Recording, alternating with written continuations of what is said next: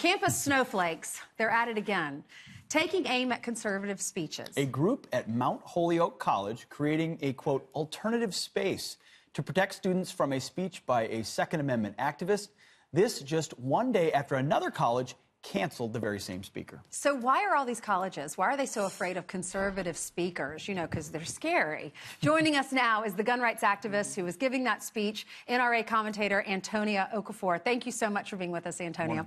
So you're canceled, your speech is canceled at Hampshire College, and then you're asked to go speak at, what college was it? Mount Holyoke.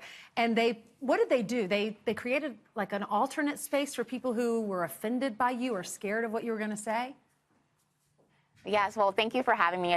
I'm enjoying being able to actually speak somewhere instead of being canceled last minute. So thank you guys. But yes, at Mount Holyoke, where I spoke at last night, is an all-girl college, and they decided that they're going to have a separate space instead of protesting me and my message about empowering women through the Second Amendment. Because apparently, compared to what the Hampshire College professor and president said, that it's basically a very controversial topic to have, and so that's why he canceled it. But it's also a very controversial for apparently women on college campuses as well. So they had an alternative space, but I was at least able to speak, and that's important. Well, at least you were able to speak. You're right. That's one step in the right direction. But, you know, I can think of another safe space, which is called your dorm room. Your dorm room, right. You wouldn't even necessarily have... That'd be considered an alternate. Yeah, I assume it wasn't a mandatory event for all students. So where does this idea come from that you need to be, you can not only not attend, you need to be coddled instead?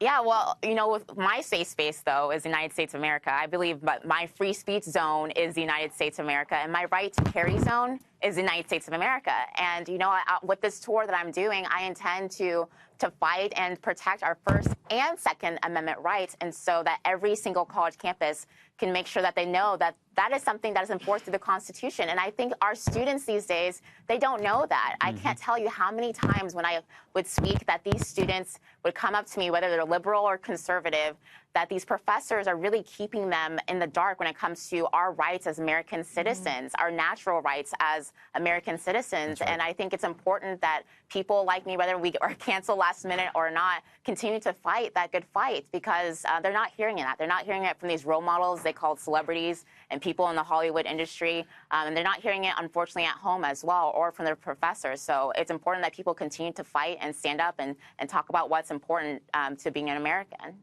Well, Antonia, I'm now triggered and need a safe space. That was very dangerous rhetoric that you just brought to this television program. Hey, thanks for doing it. It's still not easy to go to those campuses where you know you're going to face resistance. So appreciate your message and the cause you're fighting for with the Second Amendment.